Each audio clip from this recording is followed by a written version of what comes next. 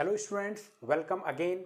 आज का हमारा टॉपिक है मल्टीप्लिकेशन बाय सॉल्विंग इक्वेशन। हमें एक इक्वेशन सॉल्व करना है मल्टीप्लिकेशन वाली मेथड यूज़ करके।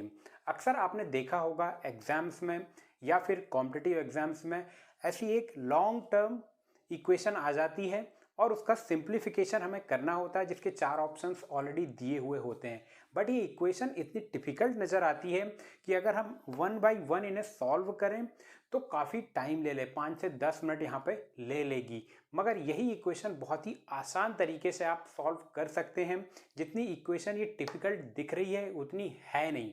यहाँ पर मैं इसको पहले एक बार सॉल्व करता हूँ, फिर मैं आपको बताऊँगा कि ये कैसे सॉल्व होगी। तो यहाँ पर मैं विद इन सेकेंड्स इसको मैं सॉल्व कर सकता हूँ।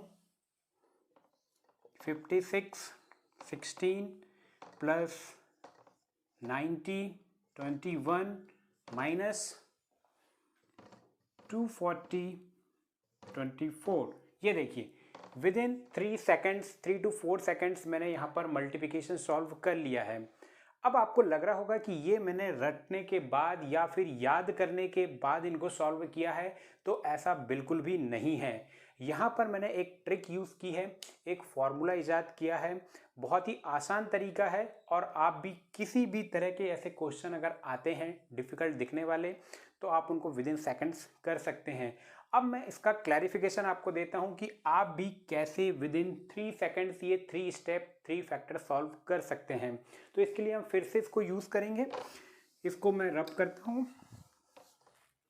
ये देखिए, अब आपको करना क्या है वो तरीका मैं आपको यहाँ पर बताता हूँ। तरीका यूज़ करने के बाद मैं आपको बताऊँगा कि ये तरीका किस प्रकार के इक्वेशंस में या सवालों में क्वेश्चन में यूज़ हो पाएगा और किस में नहीं हो पाएगा। तो ध्यान से देखिए, वीडियो आखिरी तक देखिए, तभी आपको ये समझ में आ पाएगा। तो सबसे पहले हमें करना ये है कि हमने क्या किया है, जो लास्ट डिजिट है 7, ये 8 एंड 2, 8 मल्टीप्लाइड बाई 2 किया है, 8 2 जा 16, ये आ गया है हमारा, एक डिजिट यहाँ पे आ गई है। अब बचा है 7 और 7, फर्स्ट डिजिट दोनों एक जैसी हैं, 7 और 7।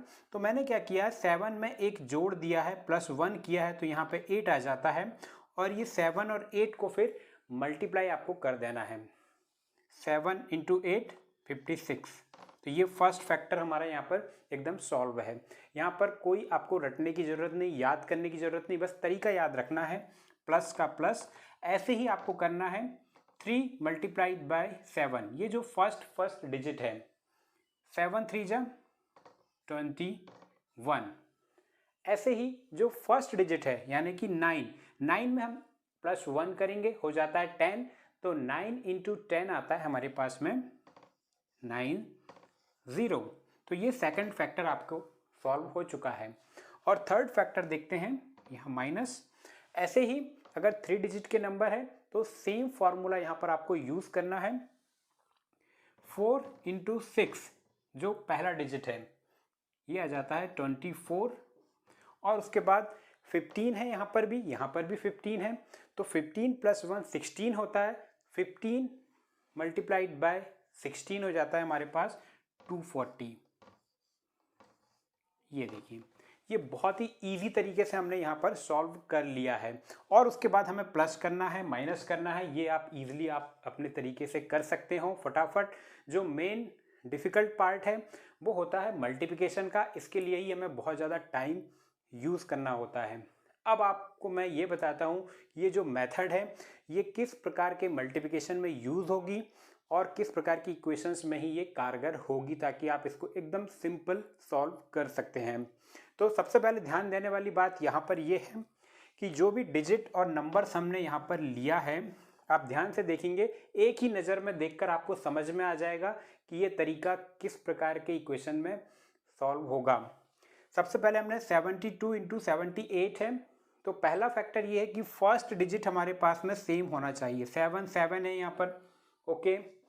9 9 है, दिस इज ओके। और फिर थर्ड भी हमारे पास में सेम है, इट मीन्स 15 15। तो यहाँ पर ये एप्लीकेबल होगी। सेकंड जो डिजिट है 2 और 8, फर्स्ट लेटर जो है, फर्स्ट नंबर 2 और 8 है, दोनों का सम आता है 10, ओके। यहाँ पर है 3 और यहाँ पर है 7, 7 + 3 आता है हमारे पास में 10, this is also okay. And 4 and 6 दोनों का सम हमारे पास में आ जाता है 10। तो क्लियर सी बात है, दो फैक्टर्स हमें याद रखने हैं कि जो फर्स्ट डिजिट है, दोनों की फर्स्ट डिजिट को अगर हम सम करते हैं तो हमारे पास में 10 आना चाहिए, और बाकी की जो रिमेनिंग डिजिट्स हैं वो एक जैसी होनी चाहिए, 7 7 9 9 या 15 15।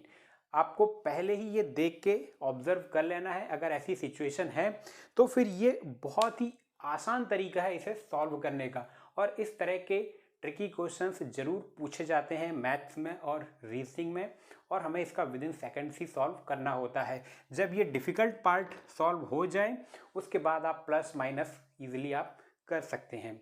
तो आपको ये मेरा तरीका, मेरी मेथड कैसी लगी आप मुझे कमेंट बॉक्स में ज़रूर बताइएगा, और ये भी मुझे बताइए कि आपको किस तरह के सवाल करने में प्रॉब्लम होती है, किस तरह की आपको सॉल्विंग चाहिए, आप मुझे ज़रूर कमेंट बॉक्स में बताइए। और इसी तरह के वीडियोस और नए नए ट्रिक और फॉर्मूलेज जानने के लिए आप मेरा यूट्यूब चैनल ज़रूर सब्सक्राइब कर लीजिएगा और मेरे वीडियोस अंत तक ज़रूर देखिएगा। तब तक के लिए थैंक यू।